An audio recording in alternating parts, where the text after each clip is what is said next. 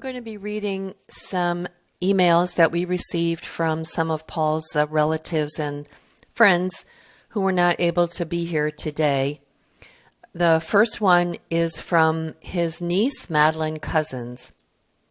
She says, Paul was a painter, professor, illustrator, political activist in difficult times, and my godfather.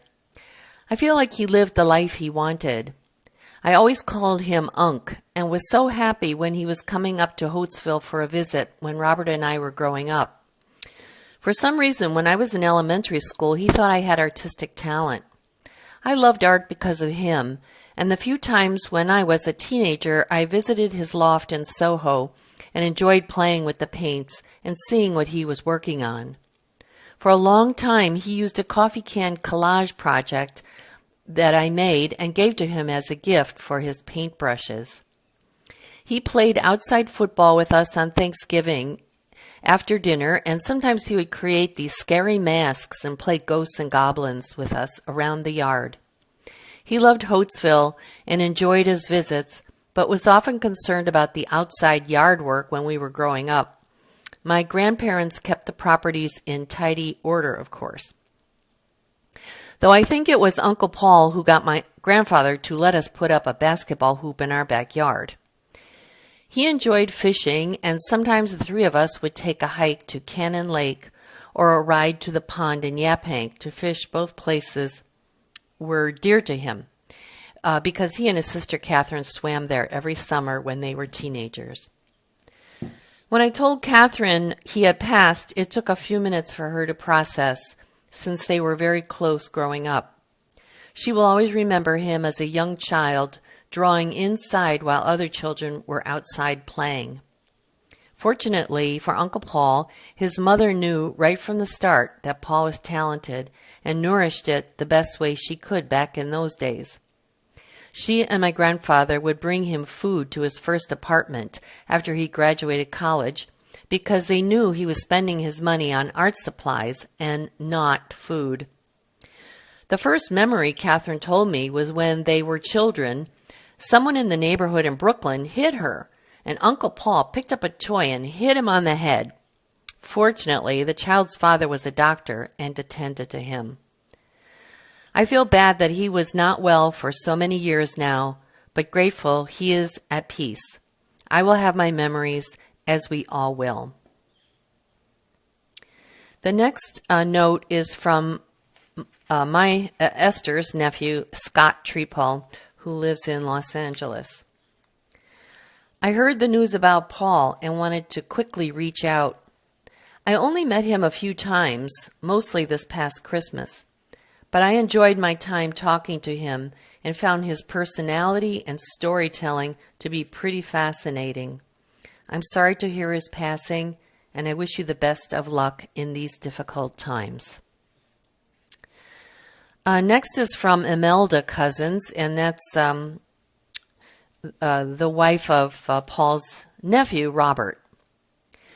When I first met my husband Robert's family, I realized that Uncle Paul and I shared the same birthday. As we got to know each other, I realized that we also shared the love of going fishing, and these are the things I will never forget. Rest in peace, Uncle Paul. The next one is from Mia Goldman, and she's the 11-year-old daughter of a good friend of mine in New York City. Hi, Esther. This is Mia Goldman. I am so sorry for your loss. Paul is in a better place now, and he will always follow your footsteps. Love, Mia Goldman.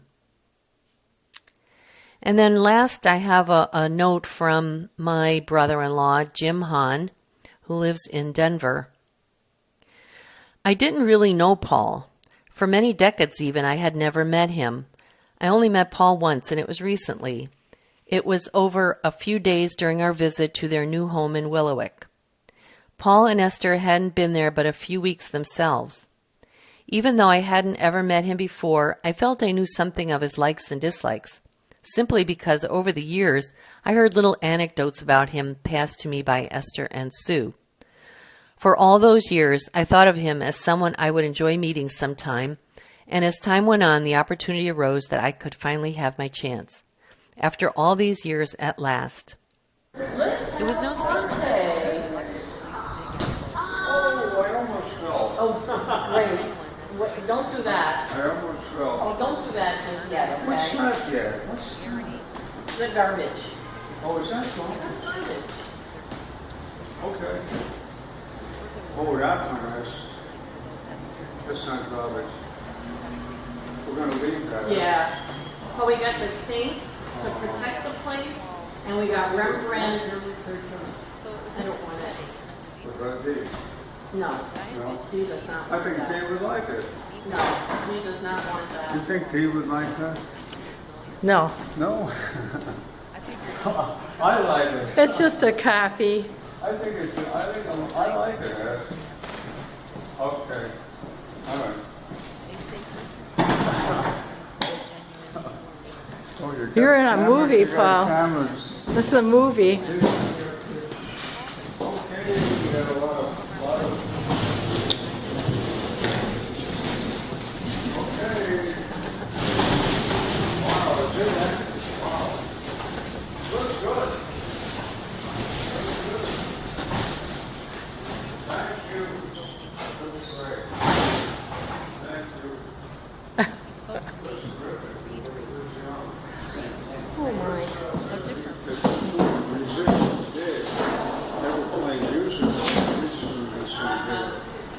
Yeah, they were musicians. That's it. Yeah. I know. It looks great. Oh, when you moved in here, you must have been What? thrilled. Gotcha. Great. Here we go. Here we go. Okay.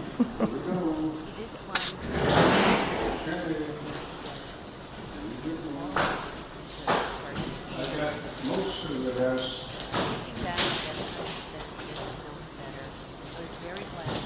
I think I'm gonna. Esther, you sure you want to get rid of this? Yeah. Oh, why? It's just like I don't want any of this old stuff. It's not gonna. Maybe, maybe. No. Okay. Can use it. No. Okay. All right. There were a few other good wishes. That's enough. And I just want to thank all of you who did contact us. Thank you for thinking of us.